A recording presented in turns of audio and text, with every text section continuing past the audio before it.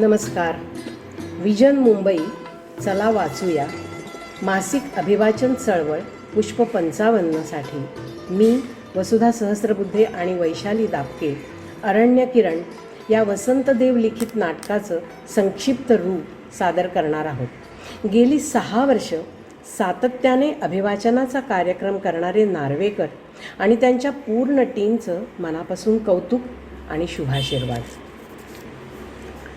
हिंदी भाषेतील श्रेष्ठ कवी आणि नाटककार प्रोफेसर वसंत देव पार्ला कॉलेजमध्ये हिंदी विभागात काम करीत होते. वसंत देव, तेंडुलकर, अरविंद देशपांडे, पंडित सत्यदेव दुबे आणि अशीच प्रगल्भ आणि प्रायोगिक सिनेमा व नाटकाशी निगडीत असलेल्या मंडळींनी खूप उल्लेखनीय कामं केली. त्यातील एक म्हणजे अरण्य किरण हे नाटक. खरं तर महाभारतातील 5 पात्रांवर म्हणजे नंद, बलराम, गांधारी आणि कृष्ण यांच्यावरील एक दीर्घ कविता एकत्र मांडण्याचा हा प्रयत्न. असे प्रयोग दुबे व आविष्कार यांचीच कल्पना असू शकते. सगळी पात्र आयुष्याच्या शेवटच्या टप्प्यावर पोचली आहेत आणि आपल्या आयुष्याचं सिंहावलोकन करीत आहेत. 4ही पात्रांचा रोख कृष्णावर आहे. आपल्या चुका, अपराध याचं कारण कृष्णच आहे असं त्यांना वाटते. इतके आत्ममग्न आहेत सगळे की कृष्णाचं दुःख, प्रश्न कोणालाच समजत नाही आहे. परंतु या कल्लोळातून बाहेर पडायला त्यांना फक्त कृष्णाला शरण जाण्याची गरज आहे. तो कृष्ण किरणच प्रकाश दाखवील हा विश्वास आहे. नात्यांची इतकी घट्ट गुंफण असूनही कृष्ण लौकिक अर्थाने कुणाच्या हाती लागत नाही हे मात्र खरं. कृष्णाचं सर्वांना व्यापून उरणारं व्यक्तिमत्व लोभस आहे. परंतु वसंतदेवांनी त्याला मानवी सुखदुःखांसहित मांडून त्याने आपले अपराधसुद्धा स्वीकारलेले दाखवले आहेत. खरं तर मानवी पात्रांनी हाडामासाच्या कृष्णाशी साधलेला हा एकतर्फी संवाद आहे. तरीही चरमगंतव्य तोच आहे. गीतेत तो सांगतोच, मामेकम शरणम व्रज, मलाच शरण जा, मी सर्व कर्मातून मुक्त करेन.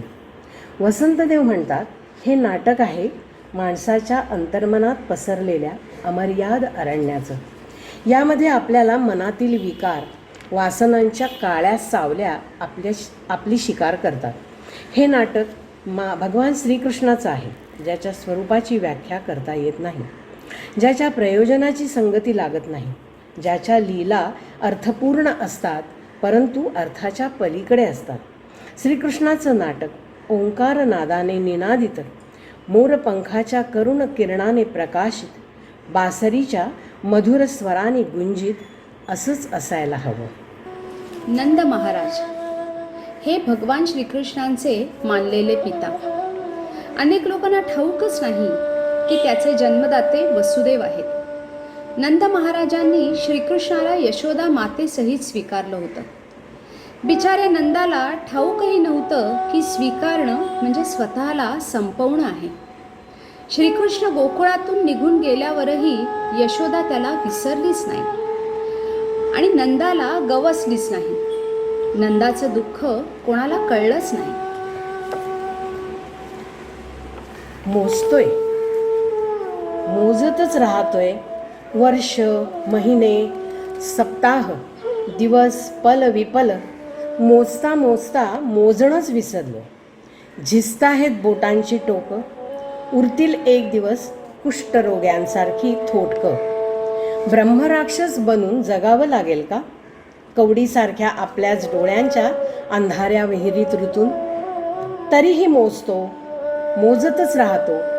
1 आणि 3, 4, 6, 8 नाही, पुन्हा मोजण्यात चूक झाली. 11 आणि 5, 5 आणि 1, 1चा 1च. काय मिळणार आहे यामधून? आयुष्याच्या सुवर्ण पात्रावर प्रश्नांच्या सावल्या वेटोळ करून बसल्या आहेत. मी अनेक वर्षांपूर्वी यशोदेच्या आकाशासारख्या प्रासादात नतमस्तक होऊन गेलो होतो, मौन होऊन. आणि यशोदा ती तिथे वर्तमानातच उभी, भविष्य विस्मृत. चंद्रबिंबाची ती मंद्र सखी, अपूर्व चंदेरी, कमल सरोवरातील ती चमकती मासोळी, पौर्णिमा तिच्या तांबूस ओठांना स्पर्श करून काजवा बनून थरथरली. निळ्या सरोवरात स्वरांची रांगोळी सजली. श्रावण मेघांच्या केसात केसर वाटिका घमघमली. ती कोमल संवादोत्सुक बकुल बोट मी प्रसादासम स्वीकारली आणि गौर खांद्यावर उमललेलं एक लवंग फूल तोडलं मी ओठाने. ती उतरली त्या क्षणी विद्युल्लतेसारखी, उतरली वर्षा प्रवाहासारखी, गंगेसारखी. ती उग्रगंध मरव्यासारखी माझ्या आत आत रुतत गेली. स्वर्णमुख मोरपंखाचा तो स्पर्श, ज्वाळेमध्ये लपेटलेली, घाबरलेली, होरपळलेली, रंध्रारंध्रात दाट लाभारस थेंब थेंब गाळणारी ती हरिणी सम झेप घेऊन चालली, धावली आणि मी झुकलेल्या कळीच्या एका कोमल पाकळीच्या टोकावर थबकलेल्या थेंबासारखा पडू मी. एवढ्यात ती घनदाट दुर्वांच्या हिरवळीत अदृश्य होऊन आकाश बनली. आणि मी कदाचित भोगी होतो, विसरलो होतो. पाण्यात प्रवेश करताना घाटाच्या पायऱ्या निष्कलंक असतात, परंतु स्नानानंतर त्यावर आपली पदचिन्ह उमटू लागतात, विखुरलेली, ओली, बेडौल. माझा सतत प्रयत्न डोंगरावरून उतरणाऱ्या सापासारख्या वळणदार पायवाटांवर चालू, आणि तू त्याचा जावळ कुरवाळण्यात बुडून गेलेली, छातीजवळ घेऊन दूध पाजण्यात तल्लीन झालेली. मी आतुर, पाण्याच्या हर्षाकुल हिरवळीत मिसळून जाऊ. तू मात्र त्याची हनवटी पकडून इवल्याशा दातात लोण्याचा गोळा ठेवण्यात मग्न. संध्याकाळी सोनं लुटून गायींसंगे मी परत येईन, आणि तू मला नाही, माझ्या पलीकडे बघायचीस. डोळ्यातले ढग दूर करून विचारायचीस, कुठाय तो? त्याला कुठे सोडलं तर नाही ना? त्या दिवशी माझे श्वास तुझ्यामध्ये होते आणि अचानक तू विचारलंस, आधी हे सांगा, त्याची यशोदा कुठे असेल? अरे रे यशोदा, तू यशोदा राहिली नाहीस, माझी यशोदा. नंतर आवर्तनं चालूच राहिली, पण सम हरवली होती. मंजुळ लहरींना तू उसळता महासागर बनवलं होतंस.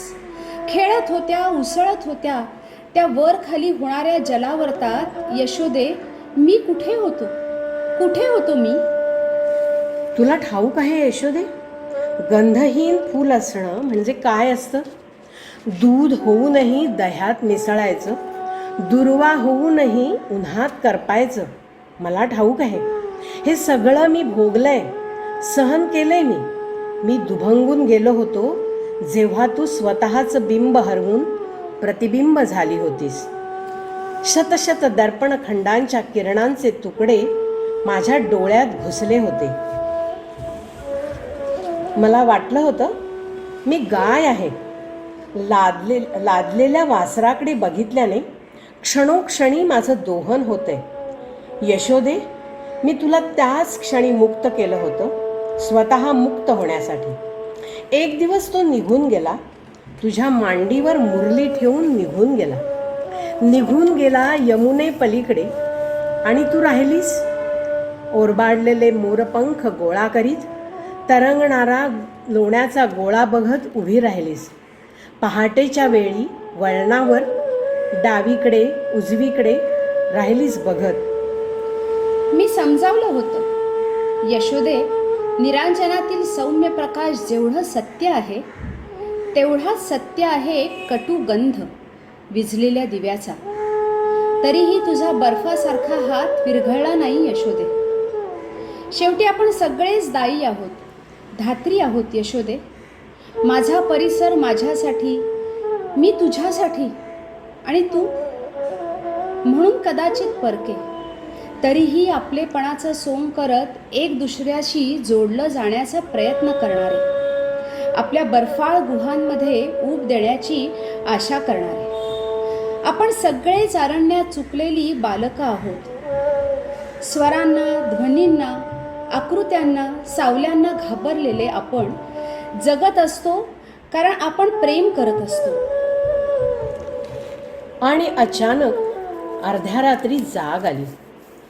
छातीवर ओझं वाटलं. डोकं धरून एकटक बघणारी तू अर्धवट पहुडलेली, इतकी कृशकाय, अंधुक प्रकाशात जणू सावळी कोमेजलेली.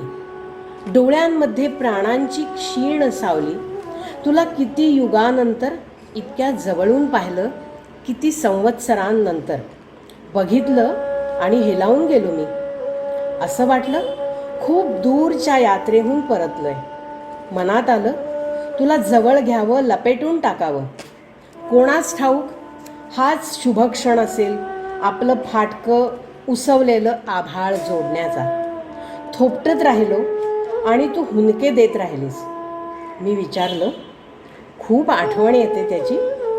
तू गप्प, हिंदकळणारी, स्फुंदणारी, जणू श्वासाची होडी. मी पुन्हा म्हटलं, यशोदे, मी अग्नी आहे, आदित्य समिधा. आणि आपली नियती जर भस्म होणं असेल तर आपण भस्म होऊ एकमेकांबरोबरच. परंतु यशोदे, स्वप्न लुटूनही डोळे रिते होत नाहीत. म्हणून जर मी धर्तीवर बरसलो तर मुळांमध्ये मला सामावू दे, उदरांमध्ये मला उमलू दे, वाऱ्याबरोबर वाहू दे. मी श्वास आहे यशोदे, मला स्वर दे. माझ्या गोठलेल्या शून्याला समर्थ आधार दे. मला तेज दे, दीर्घायुष्य दे, समृद्धी दे, सौभाग्य दे. मला स्पर्श दे. माझ्या गारठलेल्या आत्म्याला स्पर्शाची ऊब दे. यशोदे, माझं असणं आम्रमंजरीत मंगल होवो.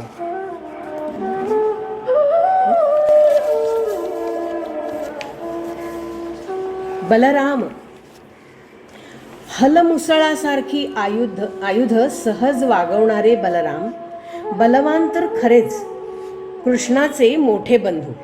दारूच्या आहारी गेलेले, कधी कधी कृष्णावर कुरघोडी करायला जातात, परंतु मग पटतं त्यांना. शक्तीपेक्षा युक्ती अर्थात बुद्धीच श्रेष्ठ आहे. कधी दारूच्या नशेत, तर कधी रागाने, तर कधी दुःखाने बोलून दाखवतात मनीची ही व्यथा. ते मोठे असूनही सदैव कृष्णाचाच जय जयकार का? मग ते कुठेही असोत, युद्धक्षेत्री सुद्धा. कृष्ण थांबवून त्यांना समजावतो, कधी बुद्धीने काम करा. त्या क्षणी ते गप्प बसतात, तरीही मनात येतच, मी मोठा ना, काय उपयोग त्याचा. मनात अशा ठसठसत्या अनेक जखमा असल्या तरीही हा भवसागर तरून जाण्यासाठी कृष्णालाच शरण जायचं, हा मात्र विश्वास आहे. ते म्हणत होते, शेवटी तू मदिरा सेवनावर प्रतिबंध लावलासच. हे कृष्णा, ही अद्भुत अरुची कधीपासून तुझ्यामध्ये निर्माण झाली? अरे शीर्षस्थ महापुरुषा, एकदा माझ्या पायाला स्पर्श करून सांग की दादा, आजपर्यंत एक घोटही मी कधी घेतलेला नाही. अरे कदंब कुंजात मजा मारणाऱ्या कपटी, मदिरेला तूच नाव दिलं होतंस ना, कादंबिनी. जर तू तुझ्या ओठांना त्या मधुमदिरेचा स्पर्श केला नाहीस, तर मग माधवा, मदिरेला माधवी कसं म्हणू लागले? आपल्या आपल्या वधूंना घेऊन अंतर्धान होणारे तू आणि अर्जुन कुठे जात होतात रे? काय करत होतात रे? तत्वज्ञानाच्या अरण्यात गहन खंडन मंडन का, की जंगली फुलांच्या वारुणीचं अखंड सेवन? राहू दे, संजयाकडनं मी सगळं ऐकलंय. तू अर्जुनाच्या जांघेवर पाय पसरून पडला होतास आणि त्याचा एक पाय सत्यभामेच्या देहाला स्पर्श करत होता. हा चांगला उद्योग होता. उठवत नव्हतं तरीही अर्जुनानं चौरंग पायाने ढकलला आणि संजयाला बसायला सांगितलं. तुझ्यात तर एवढं सांगण्याचीही शुद्ध राहिली नव्हती. आलाय मोठा मदिरेवर प्रतिबंध घालणारा. हे कृष्णा, धरतीवरून आमच्या वंशाचं नाव पुसलं जाईल जर तू मदिरा सेवनावरचा प्रतिबंध दूर केला नाहीस तर. अरे ओ कपटी, तू नकोच दूर करू प्रतिबंध. आम्ही समजावलं की संध्याकाळी माणसं समुद्रकिनारी असलेल्या मंदिरात देवाचं दर्शन घेण्याच्या निमित्तानं फिरायला जातील आणि तिथे नियमित तीर्थप्रसाद मिळेल. राजाज्ञा आपल्या जागी सुरक्षित, सुविधा आपल्या जागी काम करत राहील. म्हणून नगराच्या सीमेच्या आत नाही, बाहेर बाहेर कर तुला काय करायचंय ते कर. आम्ही इथेच राजमहालात पिणार. बघूया आम्हाला कोण अडवतं. माझ्या नांगर आणि मुसळाच्या प्रसादासाठी कोण अधीर झालाय ते बघतोच. हळूहळू सरकणाऱ्या संध्याकाळच्या या सावल्या हृदयात केव्हा उतरतात कळतच नाही. कामरूप नभचरांची सेना अंधाराची तलवार घेऊन जमिनीवर उतरतात. अनेक वर्षापूर्वींची शिरांवरची बंधनं अधिकच घट्ट होतात आणि रात्रीच्या वेदीवर मी फेकला जातो बळीच्या पशुसारखा. अशा वेळी एक घोटभर जरी मिळाली, आहा, जणू उगवत्या सूर्याचा पहिला किरण स्पर्शच तो. पावसाचा पहिला थेंब केवळ आपल्यासाठी पडतो आणि धुतला जाऊन मी स्वच्छ होतो आपल्याच डोळ्यात आपल्यासाठी. दिवसभर चेहऱ्यावर चढवलेले मुखवटे गळून जातात आणि फक्त मी उरतो, विशुद्ध, निरपेक्ष, निसंशय मी. हे कृष्णा, नियतीच्या खुंटीवर उलट टांगलेल्या जीवांना मुक्त कर. मिळालंय त्यांना मदिरेचं वरदान. पिऊ देत, जगू देत. मला गोमंताचलातील हिरवे वृक्ष आणि त्यांना बिलगलेल्या वेली दिसतायत. पाचूच्या अंगणात चितारलेल्या पुखराजी रांगोळ्या जरासंधाला हरवण्यासाठी. दिव्य आयुध प्राप्त करण्यासाठी परशुरामाबरोबर गेलो होतो आम्ही दोघे, कृष्ण आणि मी. नाही, मी बलराम आणि कृष्ण. थकून भागून कदंब वृक्षातळी उभा राहिलो. वृक्षाच्या पोकळीत पाणी दिसलं. मी तहानलेला आणि समोर निर्मल जल प्यायलो. असं वाटलं तहान भागली, परंतु तहान जागी झाली. अलौकिक होती ती तहान. पितच गेलो. डोळ्यात धुकं पसरत गेलं. पायाखाली जणू भरती उठली होती. भरती सगळ्या शरीरात झन करीत आकाशापर्यंत पोचली. असं वाटलं चंद्रकांती जमिनीवर उतरते आहे. गंध वाहून नेणाऱ्या वाऱ्यासारखी मला स्पर्श करते आहे. माझ्या नसानसात अपूर्व ज्योती सामावल्या आहेत आणि मी काट टाकून बाहेर आलोय. मी बलराम, एक सुंदर युवक. मी कृष्णाचा फक्त सहाय्यक नाहीये. मी स्वयंभू, मनु, बलवान, आकाशचारी गरुड, अपार वीर्य. जणू पूर्वांचल फोडून उगवला आहे ज्वालामय सूर्य. कुवलया पीड नष्ट झाला आणि चामूर मुष्टिक मारला गेला. चक्रवर्ती कंसानं पायावर घेतली लोळण. पाठवलं होतं कृष्णानं मला कंसवधानंतर गोकुळात. मला एकट्यालाच का पाठवलं होतं? त्याला का घरची आठवण आली नाही? मी एकटाच गेलो होतो घरी.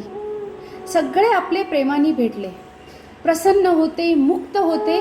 कितीतरी प्रश्न होते.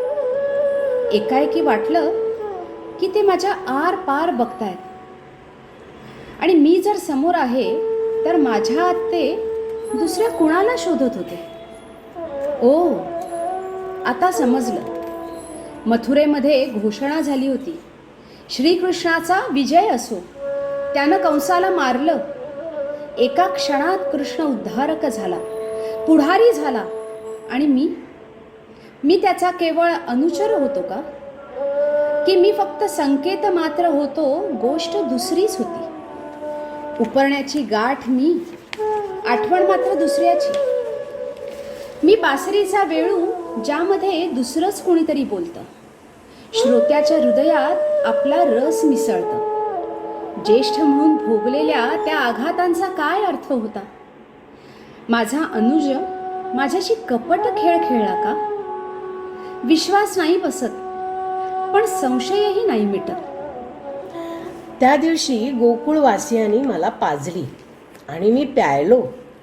धुक्यात बुडालेली ती शिशिरातील रात्र होती. मी गेलो होतो कालिंदीच्या तीरावर.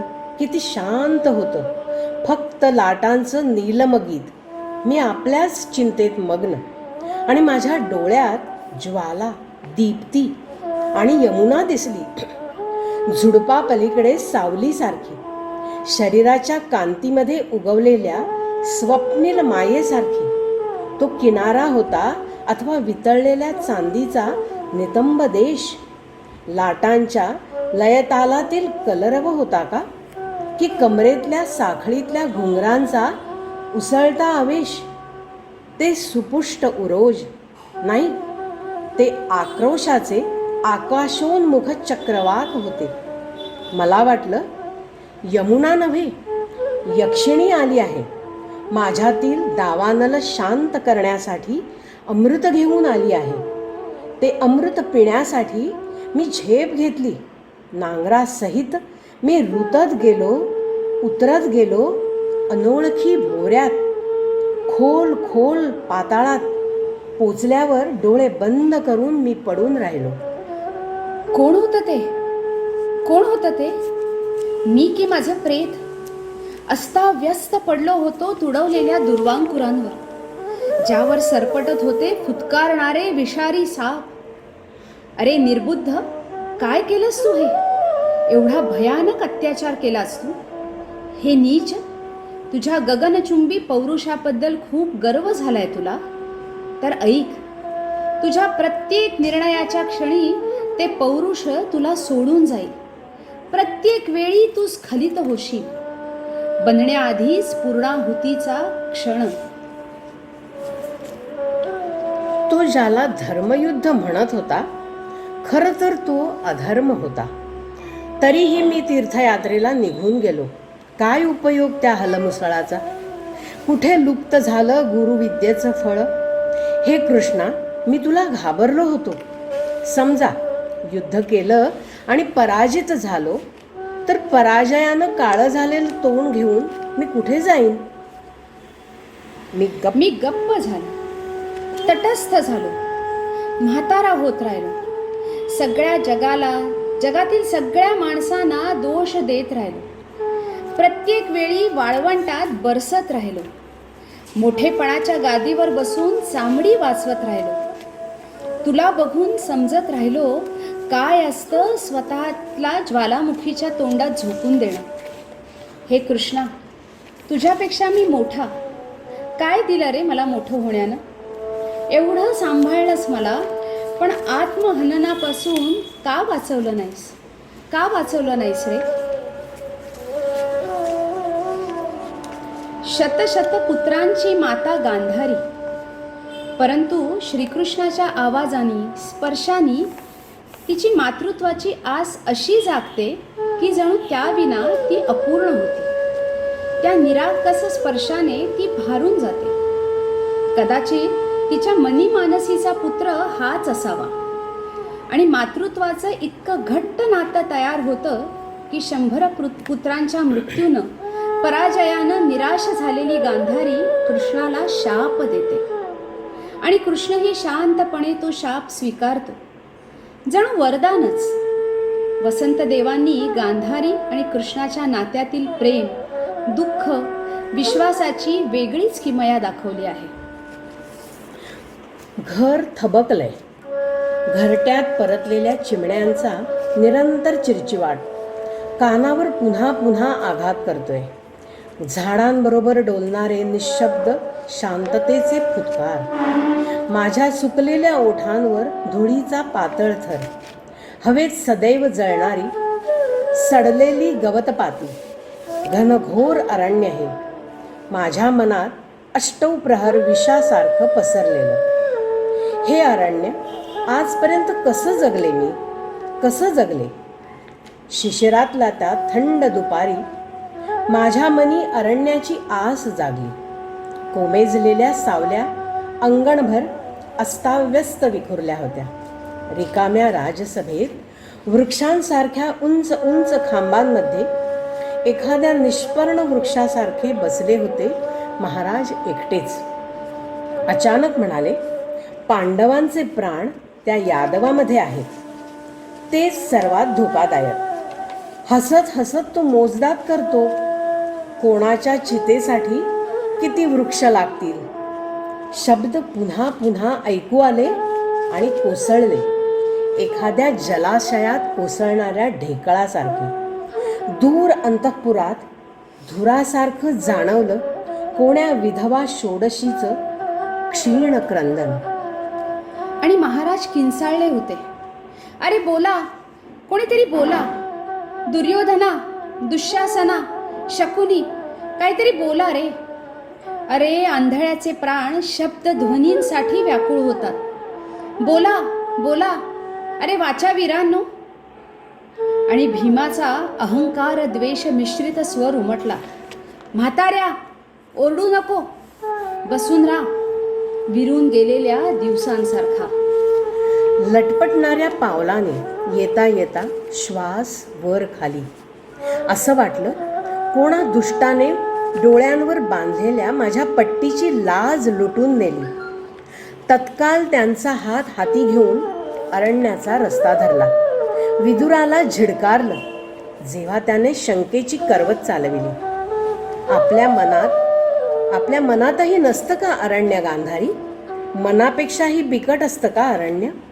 अरण्यातली श्वापदं असतात का संशयापेक्षा अधिक हिंसाचारी? तरीही घसपटत पाठोपाठ आला होता विदुर, कारण त्याचा तर श्वानासारखा होता विश्वासी उर. तो सुद्धा युधिष्ठिराकडे निर्निमिष नेत्रांनी बघत निघून गेला. तुलसी पत्राच्या ओठांनी ओम नमः शिवाय जप करीत निघून गेला. आणि आता कृष्णा, तू सुद्धा निघून गेलास का? तुम्ही दोघांनी माझ्या पट्टीचे असे तुकडे तुकडे केले? मला आठवत नाहीये कृष्णा, तू केव्हा आला होतास? काल की परवा? पहिल्यांदाच ऐकलेला तुझ्या वाणीचा बन्सीरव माझ्या अंतर्मनात कातर स्वरात डोलत होता. आणि वाऱ्याची झुळूक वनतुलसीला भेटून आली. तू काय म्हणत होतास कोणास ठाऊक? मी तर फक्त एवढंच ऐकलं, हिरव्या पायरीवर पानांवरील दवबिंदूंचं हळूहळू उतरणं. मला वाटलं आकाशी जणू गुणगुणणाऱ्या सोनपाखरांची धनुषाकार रांग आहे.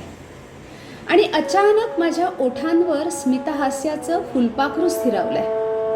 तू वाकलास आणि अगदी पहिल्यांदा माझ्या पायांना स्पर्श करून म्हणालास, माते, मी वार्ष्णेय कृष्ण नमस्कार करतो. तेव्हा वाटलं तुझ्या स्वरकिरणांना स्पर्श करून मी पोचले होते माझ्या घरी गांधार देशी. आईच्या मांडीवर लहान मुलगी बनून पहुडले होते. दोन्ही हातांनी गोळा करत होते टोकदार शंख, चकचकीत शिंपले नभगंगेच्या तीरावर. इतके सारे की माझी ओंजळ अपुरी होती. काही निसटून गेले, पसरले, नक्षत्र बनून चमचमले. मला स्फरत होता पहिल्यांदाच मातेचा स्वेद गंध. भरभरून तुझ्या कुरळ्या कुंतलांना स्पर्श करून, तुला गळामिठी करून मी पोचले होते माहेरी. खरंच माहेरी.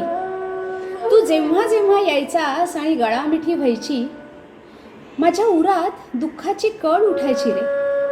वाटायचं मी किती भरून गेली आहे. वाटायचं मी तुला गर्भात वहन करते, तरीही किती हलकी हलकी. मी तर त्या क्षणी होते रे वसुधा, विपुला. थपकत थपकत सहस्र दुर्वा ओठांनी पीत होते जणू. त्याच्या मंजुळ स्वरांची रुणझुण माझ्या कानात उतरायची. म्हणायची, हा जो प्रसादासारखा हार कृष्णाच्या रूपानं तुझ्या हृदयावर स्थिरावला आहे, तो देवकीचा नाही, तो यशोदेचाही नाही. या क्षणी तो तुझा आहे.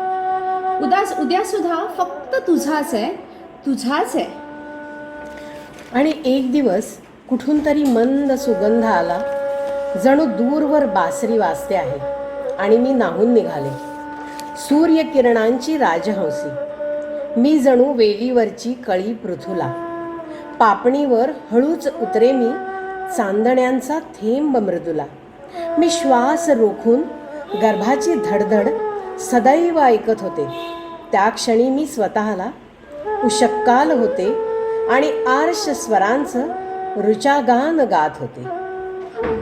मला आठवतंय, तू म्हणाला होतास, माते, तुझ्या डोळ्यांवरची पट्टी सोडू का? बघू तरी काय लपवून ठेवलायस. तुझ्या हातून पट्टी सोडवून घेण्याचा खूप मोह झाला. बघू तरी एकदा की कशी स्मित करते इंद्रनील मण्यांची चंदन दीप्ती. परंतु मी भयभीत झाले. कशी राहील जीवित ती स्वप्नाळू मासोळी माझ्या नजरेच्या रेतीवर? काय करू? डोळ्यांवरची ही चिंधी भयानक नाशपाश बनली होती आणि माझा प्रत्येक श्वास कोंडत होता. टाळलं होतं असं सांगून, तेव्हा सोडीन पट्टी जेव्हा तू बासरी वाजवशील आणि यमुनेच्या तीरावर कौरव पांडवांचा रास रचशील. गोकुळेच्या यमुनेचा जल प्यायलेला तू वाक्पटू म्हणाला होतास, बासरी काय आजही वाजवतो. आणखीन काय करतो मी? परंतु माते, दिवस असे आले आहेत की डोळे बंद करताच लोक बहिरे होतात, स्वतःच निर्माण केलेल्या अरण्यात हरवून जातात. शेवटी आंधळ्याचं संतान होता दुर्योधन. सन्मानाची लालसा होती, संपदेची भूक होती, शक्तीसहित होता परंतु संयमरहित होता. जसाही होता माझा मुलगाच होता आणि तू सुद्धा माझाच मुलगा होतास. कृष्णा, धर्म काय असतो? पवित्र आचरण काय असतं? काय सांगतं दैदिप्यमान सूर्याकडे जाताना पायाखाली फुलबाग तुडवणं आणि पदर धरून चालणाऱ्यांचं मागे राहून जाणं? आणि आम्हाला समजूही नाही काय होतं आहे. मागे राहिला तो जर धर्म नव्हता, मग माझ्या दाताखाली का दगड येत होता? आणि तरीही पोकळ शब्दांचे निरर्थक आशीर्वाद देण्यापासून मला तो का वंचित करीत होता? काय होतं ते? असत्य होतं. कृष्णा, तुझं मर्यादा, धर्म, कर्तव्यांचं शास्त्र असत्य होतं, कारण तो शस्त्रांचा आश्रित होता. तुझ्या प्रत्येक निर्णयातील योग्य अयोग्य स्वरचित होतं, कारण तुला जगदीश्वर बनवून पुजायचं होतं. तू सदैव न्यायाची घोषणा करायचास आणि त्याच वेळी त्यांच्या बाजूने असलेल्याची ग्वाही द्यायचास. करीत राहिलास अशुभ मेळ संगतीचा असंगतीशी. मोरपंखी ऊन सावलीचा खेळ खेळलास. बासरीच्या स्वरातून स्वार्थ साधत राहिलास आणि मग त्याचं खूप मोठ्या तत्वज्ञानाचं आडंबर रचित राहिलास. तुझा तर्क तुला हवी ती रूप धारण करत होता. म्हणूनच जे मित्र होते ते पायाशी बसले आणि जे डोक्याशी होते ते शत्रू मानले गेले.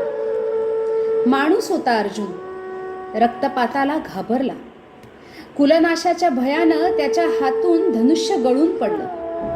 शिकवलंस तू त्याला मारण्याचं तंत्र आणि प्रत्येक व्यक्तीला बनवलंस प्रतिशोधाचं यंत्र. हे कृष्णा, जर तू परमेश्वर होतास तर मग कुरुक्षेत्राचं अधर्मक्षेत्र का झालं? युद्ध थांबवण्याची इच्छा तू का केली नाहीस? तू जर सगुण परमात्मा व्हायचं होतं ना, तर मग तुझा प्रत्येक संकेत अधर्म का होता? तू सांगायचंच ना, कोणी मारीत नाही, फक्त मीच मारतो. पहिल्यांदाच तू सत्य बोललास. रक्ताच्या थेंबांनी रंगलेला कुष्ठरोग्यासारखा दिसला होतास. असंख्य रुधिरकणांनी साद घातली. तू शांत चित्ताचा हत्यारा. जगदीश्वर बनण्याच्या नादात तू प्रत्येकाला मारलंस. तू ऐकलंस कधी फुटलेल्या बांगड्यांचे अश्रूंमधले चित्कार? सुकलेल्या रक्ताच्या कलेवरावर पडणारे दबलेले हुंदक्यांचे टपकणारे बिंदू कधी बघितलेस? भीतीमुळे नखाने ओरबडलेले बालकांचे अबोध चेहरे मी बघितले आहेत. डोळ्यांवरची पट्टी सोडून बघितले आहेत.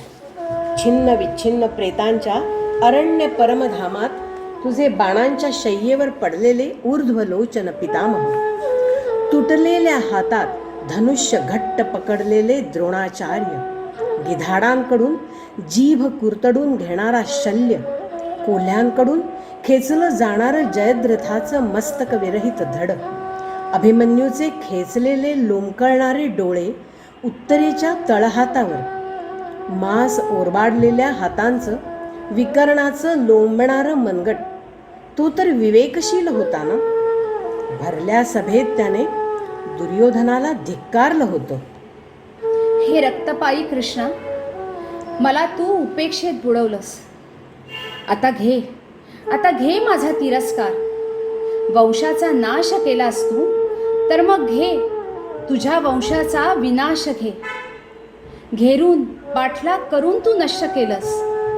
आता जंगलात प्राणभयानं लपत छपत फिरत राहा. जलाशयाजवळ तू सुद्धा घेरशील. जनावरासारखा तू सुद्धा मरशील.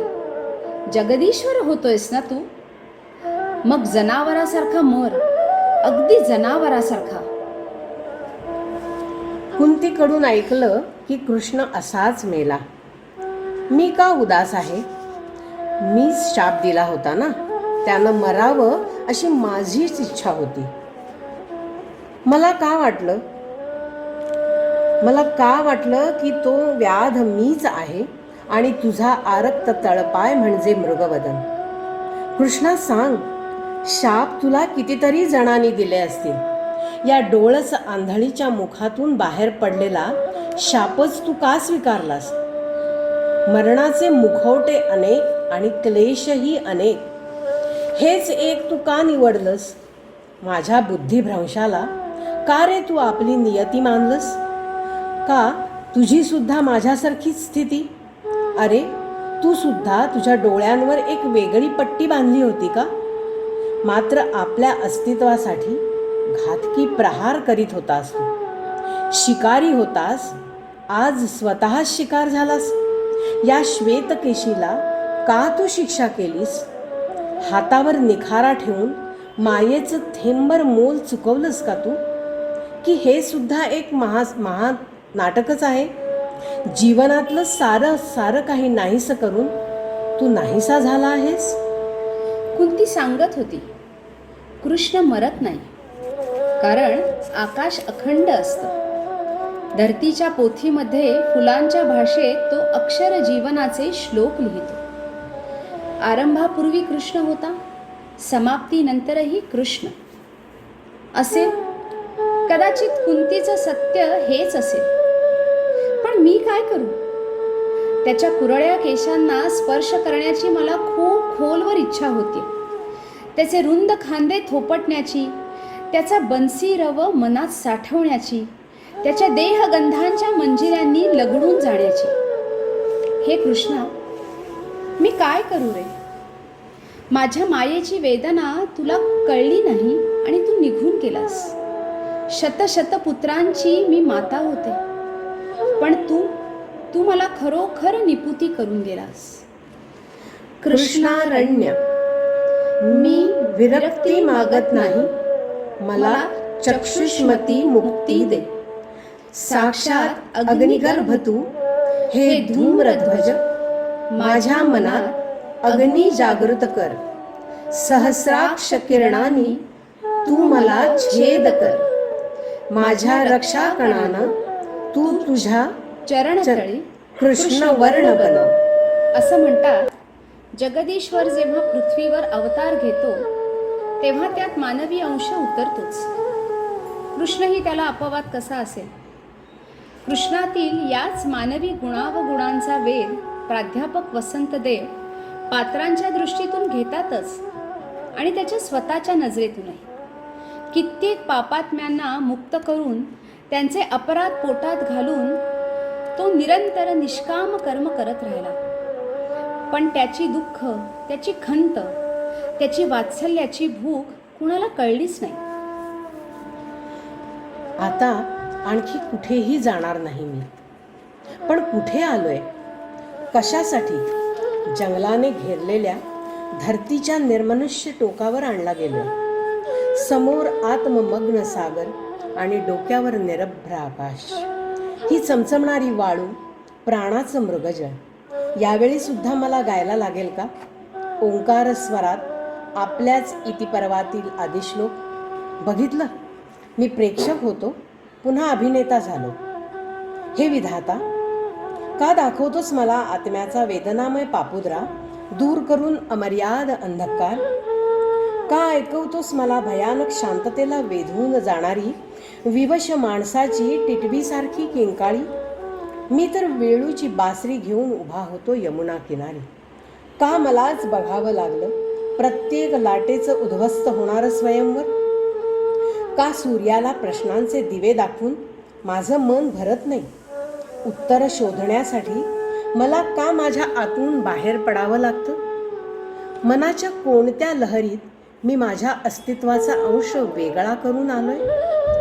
जाळून आलोय आपल्याच हाताने माझा वंशवृक्ष. मरणाच्या कुसलेल्या गवताखाली जगणं झाकून आलोय.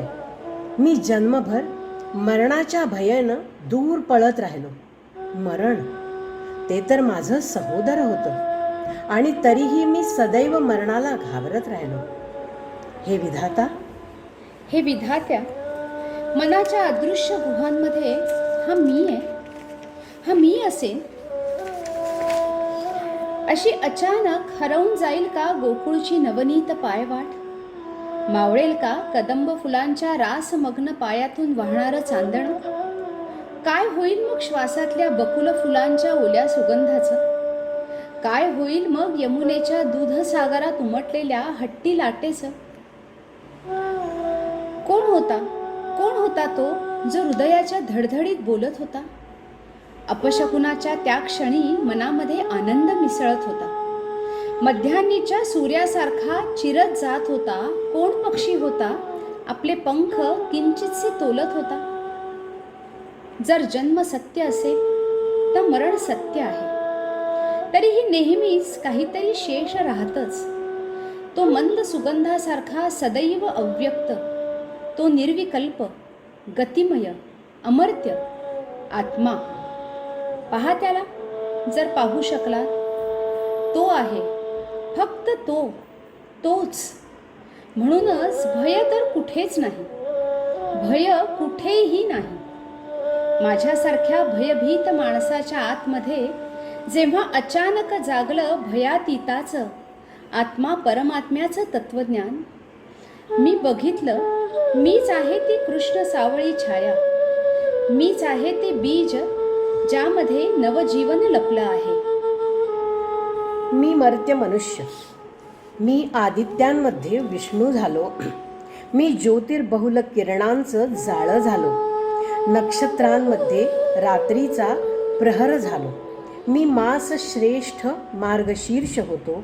ऋतूमधील अनुपम ऋतू वसंत होतो. या सर्व दिशा मीच होतो. मीच होतो क्षितिजापर्यंत दिगंत दिगंत. प्रभू, का नसते देवाच्या हाती बासरी? का असतं धनुष्य आणि सुदर्शन चक्र? का माणसाच्या योग्य चेहऱ्यावर लाकडाचा मुखवटा चढवला जातो?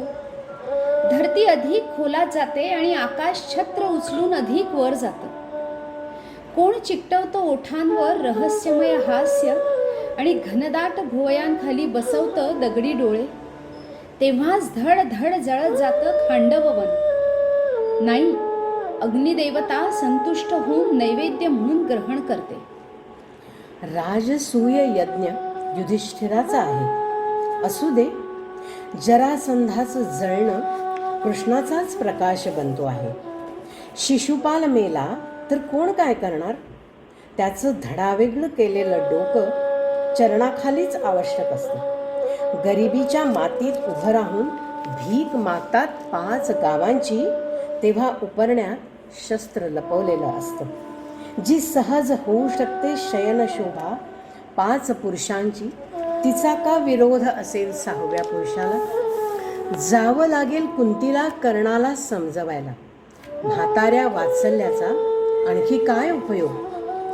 जर वृद्धावस्थेत पराजयाचं मरण सहन होत नसेल तर इच्छामरणाच्या बाणशय्येचा प्रबंध होऊ शकतो. सत्य हुतात्मा होण्यासाठी दुर्बुद्धीला मरण येतं तर त्याला कोलाहलाच्या जंगलात बहकवलं जाऊ शकतं. आखाड्यात उतरल्यावर मित्रसुद्धा शत्रू होतो. प्रेमिकांएवढं प्रेम फक्त विजेत्यालाच मिळतं. मी जरी सूर्याला माझ्या पंखांनी झाकून घेतलं होतं तरीही चंद्र बनून मी विरघळलो नाही. जरी मी सागराचं खारं पाणी प्यायलो होतो तरीही मी अंकुर होऊन उगवलो नाही. जरी मी आकाश मुठीत घट्ट पकडून खेचलं होतं तरीही माझ्या दवबिंदूंवर इंद्रधनुष्य उतरलं नाही. जरी मी माझ्या डोळ्यात काजळाची सावली बसवली तरीही माझ्या अंगणातील दुर्वांकुर हिरवगार झाले नाही. प्रभू, मी खेळलो की खेळवला गेलो? मी नाचलो की नाचवलं गेलं? काठावर आलो की आणला गेलो? अजस्र प्रवाहाबरोबर वाहवला गेलो. वाहणाऱ्या गवताच्या काडीला प्रवाहाचा स्रोत म्हटलं गेलं. पाय वाटेच्या वळणावर उगवलेल्या जंगली फुलांच्या नशिबी नसतं पूर्वेकडून वाहणाऱ्या वाऱ्याच्या झुळकेवर झुळणं. त्यांच्या नशिबी असतं उन्मळून जाईपर्यंत स्वतःभोवती गरगरत राहणं. पवित्र होता तो क्षण जेव्हा गांधारी समोर नतमस्तक होऊन सारा अपराध मनातल्या मनात स्वीकारला होता. ओठ शिवले होते, अश्रू पिऊन टाकले होते. असं वाटलं यज्ञ समाप्तीनंतर स्नान करून गंगेच्या निर्मल जलातून बाहेर पडलोय, घरी परतलोय. कितीतरी काळानंतर स्वतःलाच भेटलोय. शतकांनंतर विस्मृतीत गेलेली बासरी आठवली. रुक्मिणीने अगदी जपून ठेवली होती. ओठांना स्पर्श करविला बासरीचा, परंतु ओठ वळले नाही.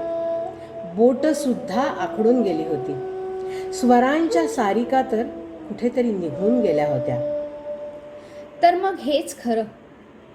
माझी काही तक्रार नाही, पण मानलंस तर एवढंच दे. पुढच्या जन्मी यमुनेच्या शांत लाटांवर कदंब वृक्षाची सावली बनून हलत राहू दे. नाही, नाही मागणार तुझ्याकडे इच्छा मरण.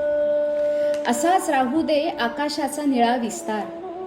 माझ्यासाठी असू दे हिरव्या पानांचं असंच तोरण आणि वृक्षांच्या गगनगामी स्तंभांचं हेच विशाल द्वार, माझं मरणद्वार.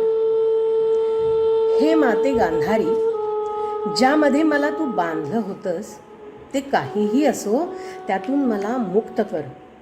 डोळ्यांवर बांधलेल्या पट्टीत हरवलेल्या करुणेच्या नदीत मला बुडवून टाक. अर्जुना, का होतोस रे प्रत्येक वेळी बृहन्नाला? तू आपल्या प्राणापेक्षा प्रिय मित्राला सदैव आपलं गांडीव धनुष्य बनवशील का?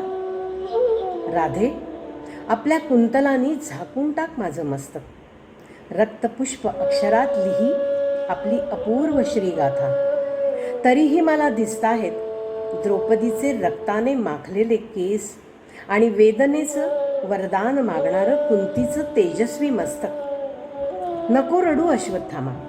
अरे, जीवनाचं मूल्य असंच चुकवावं लागतं. मणी हिसकावला गेल्यावर रक्त आणि पुणे भरलेल्या जखमांना खारट अश्रूंनी कुरवाळणंच हाती राहतं. तुझाही काय दोष? मणी धारण केल्यावरही तुला मण्याचा धर्म कळलाच नाही. स्वधर्माचा संहार करून स्वामी भक्तीचा मुकुट धारण करून कोणता त्याग करायला निघाला होतास रे?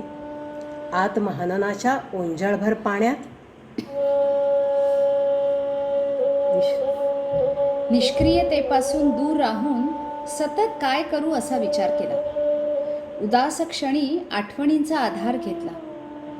कर्म निष्काम बुद्धीनं सावरलं असेल, पवित्र केलं असेल तर उत्तरे मी जन्म घेईन पुनश्च तुझ्या गर्भातून. हे यशोदामाई, खूप त्रास होतोय, खूप. पण तो माझ्यासाठी ठेवलायस ना बलदादाचा डोळा चुकवून लोण्याचा गोळा. आई, आता भरव ना तुम्हाला. भरव ना गाई. धन्यवाद.